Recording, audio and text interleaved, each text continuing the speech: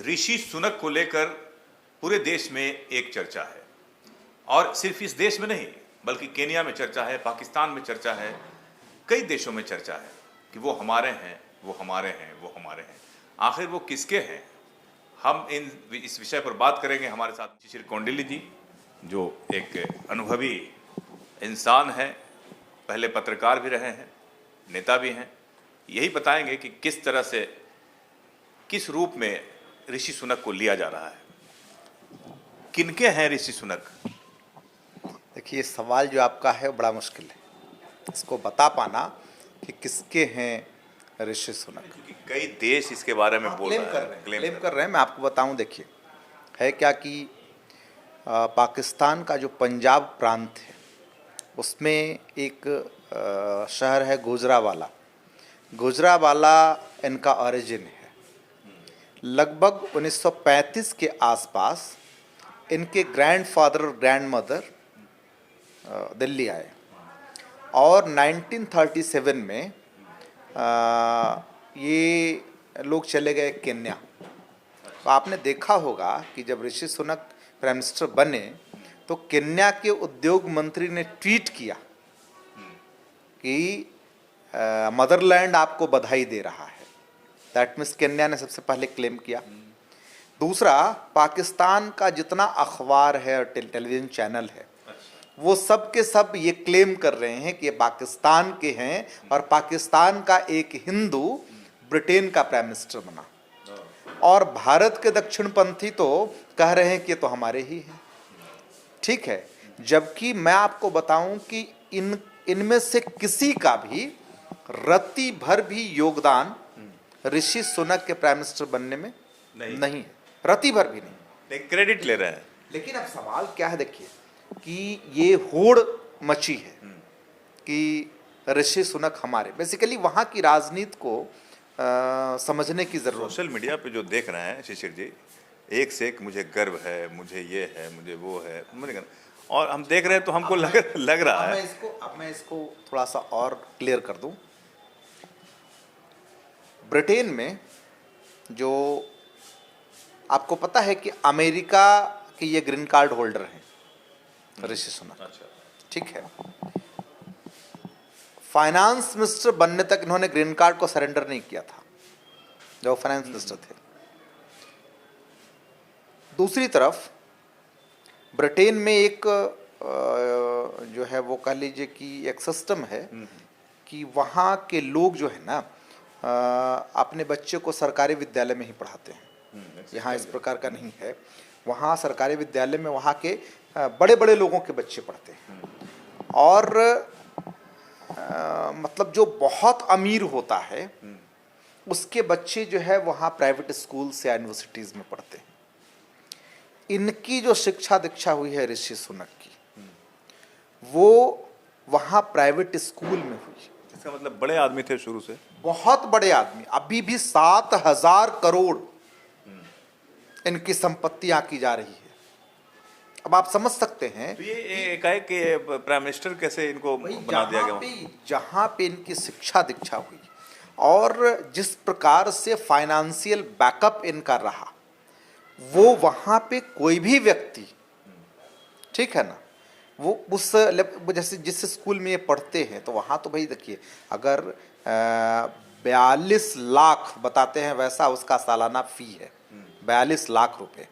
अब 42 लाख रुपए सालाना फ़ी दे करके अगर आप कहीं ना कहीं एक शिक्षा जो है वो हासिल कर रहे हैं तो आप कोई सामान्य व्यक्ति तो है नहीं। ठीक है, दूसरी बात ये कि उस स्कूल्स का नेटवर्क है और इनके ऊपर तो यह भी आरोप आया कि इन्होंने टैक्सेस चोरी करने के लिए अलग अलग कंट्रीज में अपना उस प्रकार का एक जो है वो, जैसे अमेरिका के ग्रीन कार्ड होल्डर थे, ज़रूरत क्या थी।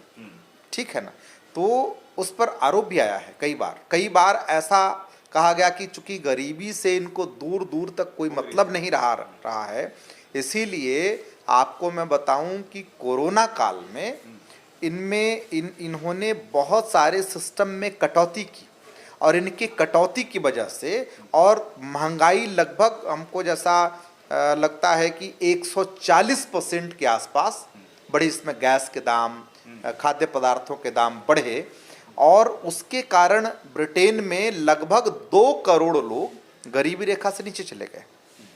ये इनकी उपलब्धि। इंडिया से इनका किस तरह का रिश्ता है? इंडिया में जो लोग क्रेडिट ले रहे हैं, इंडिया में तो रिश्ता ये है कि अब चूंकि भारत की सांस्कृतिक विरासत उनके साथ है, वो खुद को एक हिंदू मानते हैं, उनकी पत्नी हिंदू है, नारायण मूर्ति की बेटी है, ठीक है ना, जो इन्फोसिस के चेयरमैन हैं, और बेंगलोर में इनकी शादी हुई, ठीक है। तो एक बेंगलोर में कहाँ शादी हुई? बेंगलोर में ही शादी हुई है नारायण मूर्ति की पुत्री से, ठीक है। ससुर क्या करते हैं? नारायण मूर्ति इन्फोसिस के चेयरमैन है भाई। इन्फोसिस इतनी बड़ी सॉफ्टवेयर कंपनी है, उसकी वो चेयरमैन है। यहाँ भी सब बड़े ही लोग से कनेक्टेड हैं। लाजमी है, वो कैपिटलिस्ट है, तो कैपिटलिस्ट के घराने में क्रेडिट सही मायने में किसका होता है कि मतलब देखिए, जिसको गर्व किसी करना का नहीं चाहिए? होता है, क्रेडिट पैसे का होता है। क्योंकि जिस बैकग्राउंड से वो आते हैं उसके लिए, उस व्यक्ति के लिए वहां तक पहुंच जाना, जैसा कि ब्रिटेन का अखबार लिखता है। मैं कंट्री की बात कर रहा हूँ शिशिर जी। देखिए, कि किस कंट्री को क्रेडिट इसका मिलना चाहिए कि किसी यहाँ के हैं, country वहाँ को के, नहीं, केन्या बोल पैसे रहा को। है, पाकिस्तान बोल रहा है, इंडिया बोल रहा है। भाई सवाल ये है कि जिस जगह पर वो पहुंचे उसमें पैसे को क्रेडिट जाती है, नंबर 1। अब वहां की राजनीति को समझिए। ऋषि सुनक, यार्शकोब एक वहाँ प्रेसिडेंसी है, स्टेट है, जैसे यहाँ बिहार कैसे है, उत्तर प्रदेश, उस तरह से वहाँ भी स्टेट्स है ना। तो यार्शकोब के एक पार्लियामेंट्री कंस्टिट्यूंसी से जीत के आते हैं और वो बेसिकली रूरल क्षेत्र है, किसान उसान वहाँ ज़्यादा हैं, तो उसके लिए उन्होंने जो है वो बहुत सारे वादे भी किए। लेकिन फैक्ट ये है कि जिस ऑरिजिन से ये निकले हैं वो पैसे वालों का ऑरिजिन है, ठीक है ना। ये इनका तो शुरू से ही वो स्वभाव ही रहा है कि जो क्रॉनिक कैपिटलिस्ट है उससे मैक्सिमम और कितना ज़्यादा जो है बढ़ाया जाए, क्योंकि लॉबी इसकी उसकी जो है वो इनके साथ काम कर रही थी, ठीक है ना। उसके बदौलत ये प्राइम मिनिस्टर वहाँ बने हैं। दूसरी बात ये है कि वहाँ 2 पार्टियाँ बहुत डोमिनेंट हैं, एक लेबर पार्टी और एक कंजर्वेटिव पार्टी। पार्टियाँ और भी हैं लेकिन 2 पार्टियाँ कुछ ज़्यादा डोमिनेंट हैं। तो जैसे यहाँ भी बीजेपी कांग्रेस देख लीजिए, उस तरह से, उस प्रकार से वहाँ पे जो है वो है। अब जो मिसलेनियस वोटर्स हैं वहाँ के, वो मिसलेनियस वोटर्स जो हैं वो ख़ास तौर से लेबर पार्टी के साथ थे, ठीक है।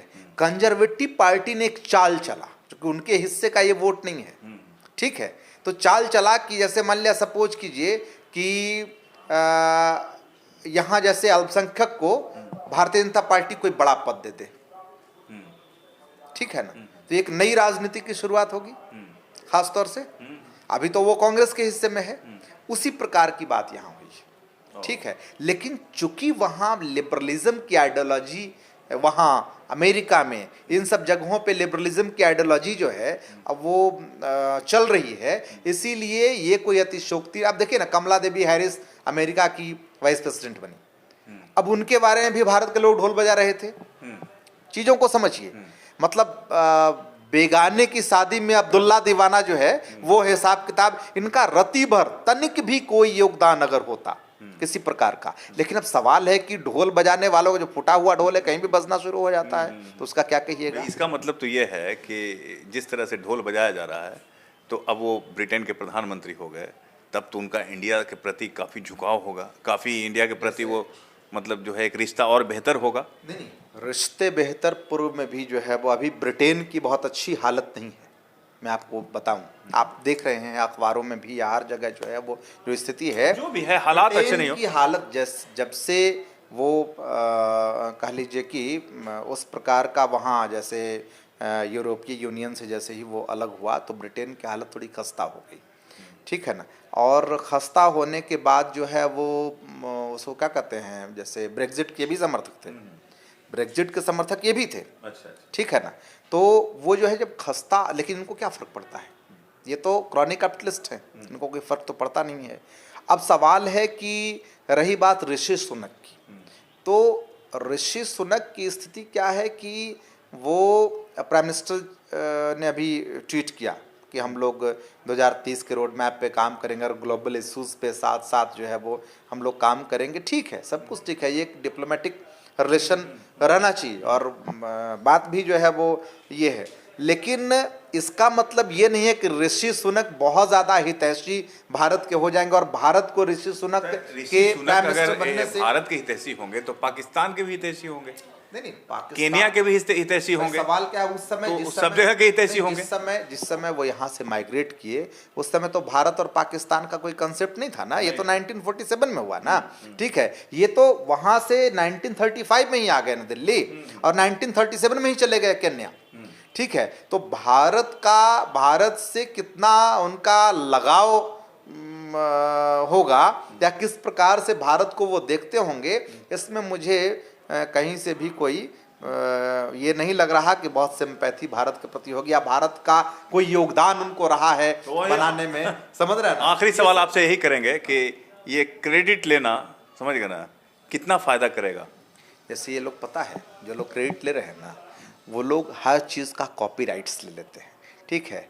अब सनातन व्यवस्था जो है वो आज से नहीं है, आप ये समझ लीजिए कि सनातन व्यवस्था मतलब आदिकाल से है, लेकिन आपको दिख जाएगा सोशल मीडिया पे कि मानो 1925 के बाद ही सनातन और हिंदुइज्म जो है वो भारत में आया है, उससे पहले सनातन और हिंदुइज्म का कोई मतलब सनातन तो बहुत पुराना सवाल है कि ये तो उनकी सोच है ना, ये तो उनका जो है वो बिहेवियर है ना, उनका बिहेवियर का कहेंगे उनका पागलपन है ये, ठीक है ना, ये उसको हम उस रूप में देखना चाहेंगे। उस रूप में भी देखा जाता है कि मैं ही हिंदू हूं। बताइए, कमला देवी हैरिस से आपके प्राइम मिनिस्टर की मुलाकात होती है और लिटरली कमला देवी हैरिस प्राइम मिनिस्टर को डांटती हैं, आपके प्राइम मिनिस्टर को, हमारे प्राइम मिनिस्टर को डांटती हैं वो, और वो ये कहती, वो इशूज़ उठाती हैं कश्मीर का और यहाँ पे अल्पसंख्यकों पे जो अत्याचार हो रहा है, जो सो कॉल्ड जो उनका उस रूप में कहना है, कुछ हो नहीं रहा है,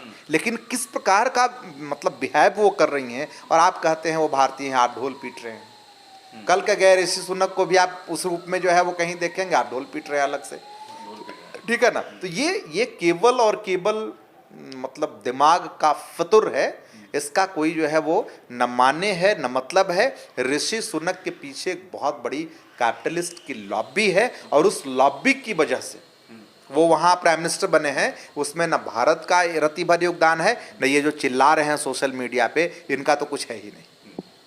तो ये थे हमारे साथ शिशिर कौंडिल्य जी, जो बता रहे थे कि ऋषि सुनक किस तरह से वहाँ प्रधानमंत्री बने, और जो भी लोग क्रेडिट ले रहे हैं केन्या, पाकिस्तान, हिंदुस्तान, ये कोई फ़ायदा नहीं है, क्रेडिट लेने से किसी तरह का कोई लाभ नहीं है।